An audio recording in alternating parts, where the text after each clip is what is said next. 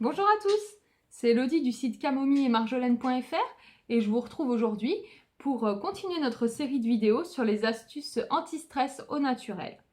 Alors comme d'habitude, j'espère que vous vous portez bien et que vous arrivez à rester calme malgré cette situation difficile que l'on est en train de traverser.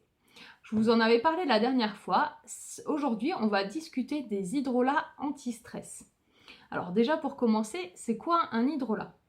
C'est ce qu'on appelle aussi eau florale, enfin pour certains d'entre eux, et ils sont produits en même temps que les huiles essentielles lors de la distillation.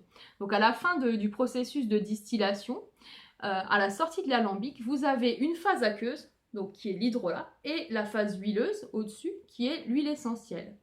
Voilà, donc l'hydrolat est du coup aussi chargé en molécules actives, parce qu'il a été distillé en même temps que l'huile essentielle.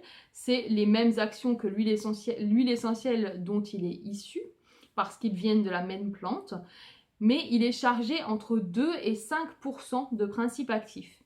Donc ça, c'est sympathique parce que c'est une manière vraiment douce d'utiliser l'aromathérapie, notamment pour les plus jeunes ou pour ceux qui ont des contre-indications aux huiles essentielles.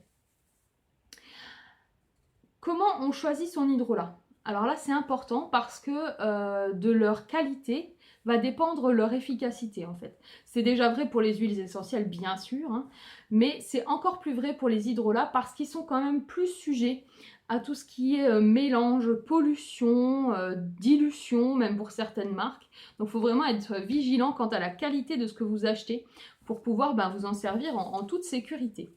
Donc pour voir si un hydrolat est de bonne qualité, vous le choisissez bien entendu bio, on est d'accord, pur, 100% pur, donc vous vérifiez sur l'étiquette qu'il n'y a que de l'hydrolat à l'intérieur de votre produit, qu'il n'y a pas de conservateur, qu'il n'est pas dilué avec de l'eau, vous vérifiez.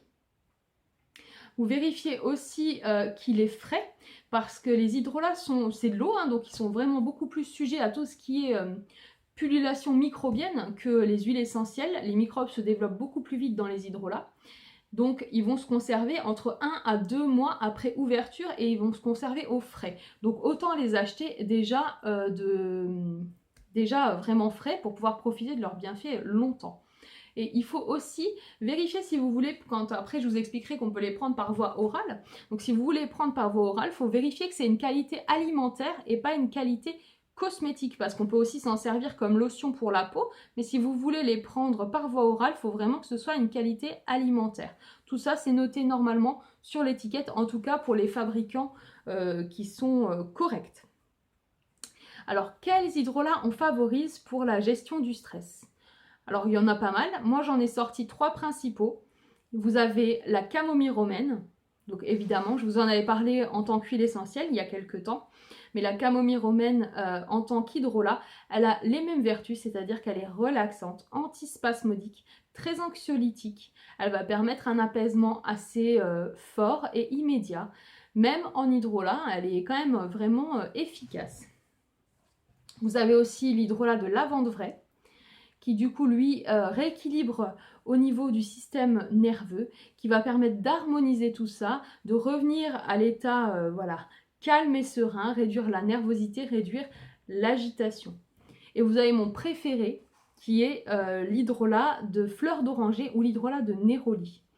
Alors pourquoi c'est mon préféré? C'est parce que donc déjà j'adore l'odeur qu'il a, et en même temps l'huile essentielle de néroli, elle est extrêmement chère. Après, c'est normal, hein, parce qu'il faut beaucoup de fleurs pour faire cette huile essentielle et qu'elle est très précieuse. Donc du coup, pour profiter de ses bienfaits à moindre coût, vous pouvez utiliser l'hydrolat. Et l'hydrolat de néroli, du coup, il a une odeur vraiment très reconnaissable, hein, et il fait des merveilles sur tout ce qui est sphère nerveuse.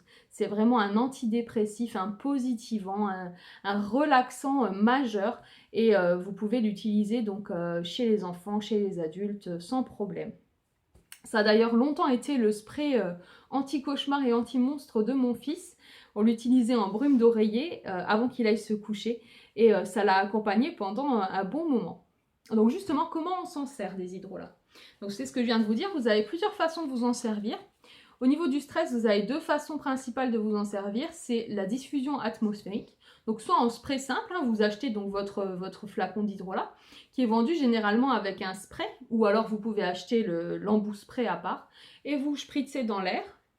Alors pour ceux qui ne savent pas ce que c'est spritzer, parce que moi je vis en Lorraine, vous vaporisez plutôt dans l'air et ça vous fait une brume d'ambiance que vous pouvez respirer et qui va vous apaiser instantanément, qui va vous permettre de vous recentrer.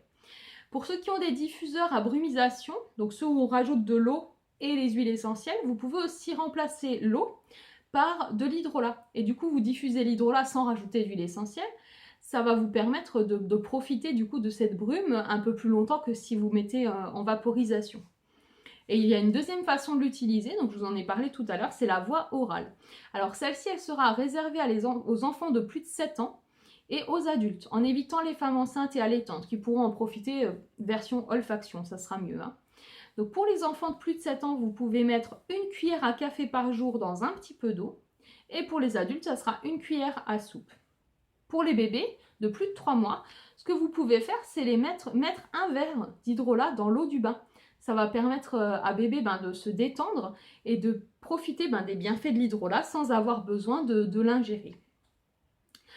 Alors écoutez, je pense que voilà, on a fait le tour de ce que je voulais vous dire sur les hydrolats anti-stress.